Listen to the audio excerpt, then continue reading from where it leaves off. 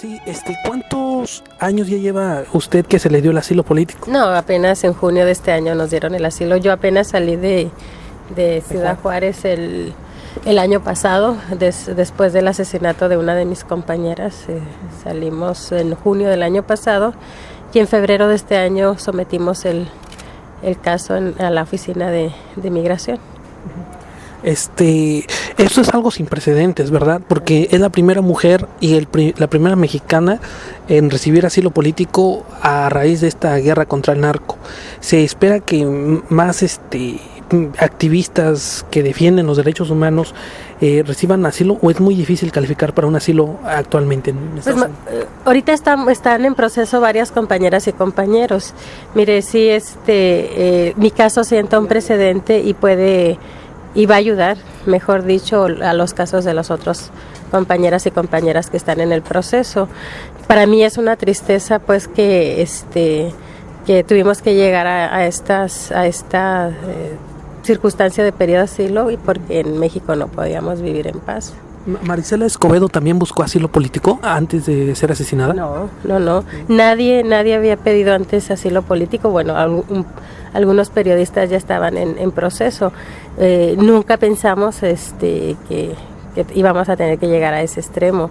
Marisela Escobedo seguía luchando igual que nosotros por la justicia en México, porque las cosas cambiaran. A ella la asesinaron, igual que a Josefina Reyes Salazar. 6 miembros de su familia fueron brutalmente asesinados. Compañeras como Susana Chávez, una escritora que trabajó mucho con nosotros en contra del feminicidio. Ella fue la que acuñó la frase de ni una más. Y bueno, desgraciadamente eso está sucediendo, y nosotros por eso estamos trabajando ahora desde Estados Unidos, para exigir la justicia y que las cosas cambien. Porque la solución no es que estemos acá viviendo de este lado a fuerzas para proteger nuestra vida. La solución es que las cosas cambien en México. Sí, me gustaría, de los antecedentes, tengo una vaga memoria, de las muertas de Juárez se dan en los años 90, ¿verdad?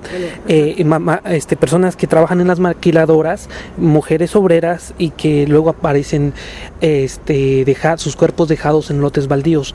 Detrás de todo esto, ¿cuántos esclarecimientos hay por parte de la autoridad, y cuál es su teoría de todos estos feminicidios que le abrieron noticias a la luz pública, pero que desafortunadamente con esta guerra se ha un poco olvidado todo esto? Sí, se ha borrado un poco de los medios de comunicación. Mire, hay dos grupos de feminicidios. El serial, que no han resuelto y que nos apunta y nos ha llevado siempre a la participación de políticos ricos de la ciudad, empresarios televisivos, empresarios lecheros, que casualmente hasta ahí llega la investigación. ¿Por qué? Porque son empresarios del PRI, del PAN, que le dan dinero a los candidatos o a los políticos para sus campañas.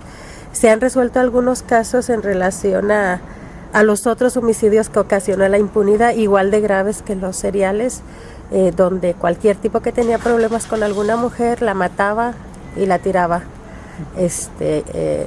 en la ciudad, porque al principio las tiraban fuera de la ciudad en el desierto, después casi se las ponían en la puerta a la policía como un reto fuerte en relación a que no se estaba haciendo la investigación. De las muertas de Juárez, ¿cuánto fue el número de víctimas? Nosotros tenemos registradas más de 800, sin contar con los asesinatos últimos, porque en estos 3-4 años ya de la supuesta guerra contra el narcotráfico, como bien lo dijo usted, ha crecido mucho el número de asesinatos de mujeres, pero se han desdibujado, porque ahorita la nota amarillista es todos los muertos y muertas que se está dando con esta violencia extrema que estamos viviendo. Fueron 800 en el periodo de las muertes de Juárez, pero ¿cuántas se pudieron llevar a justicia y a esclarecer y meter a los verdaderos responsables de estas muertes? ¿Cuántos, por ejemplo, víctimas tuvieron la justicia? No tenemos un número específico. Le digo que el problema de los feminicidios seriales, eso no se han resuelto. Se han resuelto algunos otros donde prácticamente encontraban al tipo con el cuerpo de la muchacha a punto de tirarlos a la calle. No tengo yo ahorita los datos, mucha de mi información se quedó en mi oficina en Juárez, pero desgraciadamente es un porcentaje muy pequeño el que se ha resuelto, y son los otros feminicidios igual de graves. Me gustaría que compartiera este medio de comunicación cómo era el hostigamiento, la persecución, la represión en contra de usted por parte del gobierno o no sé quién tenía todo esto en contra de usted. Mire, yo soy coadyuvante de estos casos en contra del ejército, igual que soy coadyuvante de varios casos en el feminicidio.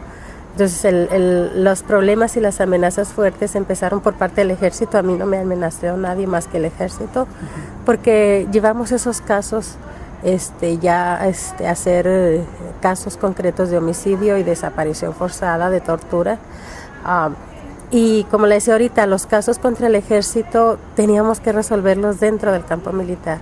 Tenemos que ir ahí a revisar los expedientes porque no dan copias como en otros casos que se llevan con las autoridades civiles. Los soldados sabían quiénes eran los que estaban haciendo la denuncia y quiénes estaban defendiendo a las familias, porque al entrar al campo militar lo único documento que aceptan es la credencial del lector, donde viene la dirección, el teléfono y todo. Entonces las amenazas estuvieron cada vez más fuertes. Le digo, mataron a mi compañera. ¿Usted recibía llamadas telefónicas? El ejército no te amenaza, si él no necesita amenazarte con llamadas, él te amenaza directamente. O sea, hubo miembros del Mataron ejército. a mi compañera, el ejército mató a mi compañera, mató a varias otras compañeras, mataron a 6 de la familia Reyes Salazar, que estaba también trabajando en casos contra el ejército. No, pues sí. La semana pasada se abrió una demanda en una corte internacional contra Felipe Calderón. ¿Cuál ha sido su posición de esa demanda? Apoyándola totalmente, firmé esa demanda. Ahorita ya el frente, ¿cómo se llama? El frente, se me fue el nombre. Perdón, se me fue el nombre, pero la organización internacional que investiga los crímenes de lesa humanidad ya retomó el caso y va a empezar una investigación en México de los crímenes que se están cometiendo en México con el pretexto de la lucha contra las drogas, y va a ser una investigación que va a durar hasta el 2014. ¿Eso es una corte de La Haya? ¿O en la Corte Iberoamericana? Bueno, hay casos en la Corte Interamericana de Derechos Humanos, hay casos investigando por la ONU, por varias instituciones de derechos humanos internacionales.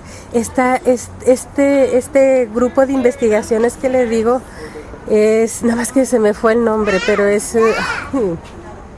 pero si entra en el periódico lo va a ver, porque hoy salió la nota en el Diario de Juárez. Bueno, lo retomó obviamente de un diario nacional, no sé cuál, pero ahí está, es la Corte de los Pueblos.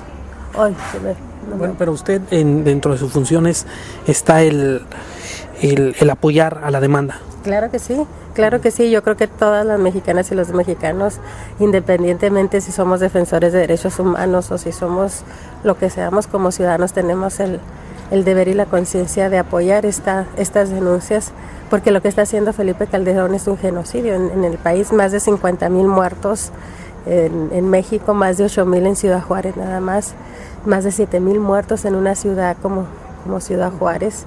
Es algo muy grave, y que para él son solo cifras, daños colaterales. Para nosotros son nuestras amigas, nuestra familia, nuestros hermanos. Está terminando con toda una generación de jóvenes. A los que no le están matando los están metiendo a la cárcel. Entonces yo creo que todos los mexicanos en México o en el extranjero deberían de firmar esta petición. ¿Usted como activista de derechos humanos también tiene un papel en activista político? Sí, claro. ¿Cuál es su posición como activista política? Pues el trabajo que hacemos de derechos humanos, de derechos de los migrantes, son trabajos o son proyectos políticos. Bueno, pues muchas gracias por compartir la información y darle ahora sí el tiempo a este medio de comunicación. Muchas gracias por su apoyo. Creo que es muy importante que los medios de comunicación como ustedes saquen esta información, porque lo que vemos de las grandes corporaciones de noticias, lo que están diciendo es que Felipe Calderón casi es el héroe en el país porque enfrentó al narco. Entonces no sacan realmente lo que está sucediendo, lo que está viviendo las familias en México.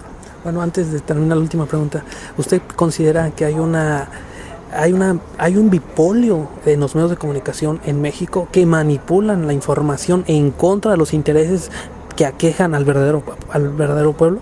Claro que sí. Los intereses económicos de los consorcios televisivos son enormes. Y obviamente que están protegiendo, están tapando las noticias como deben de ser, y los intereses económicos son fuertísimos. O sea, se llevan, yo no sé aquí quién tiene más poder, si Calderón o los mismos medios de comunicación. Bueno, pues muchísimas gracias. Gracias.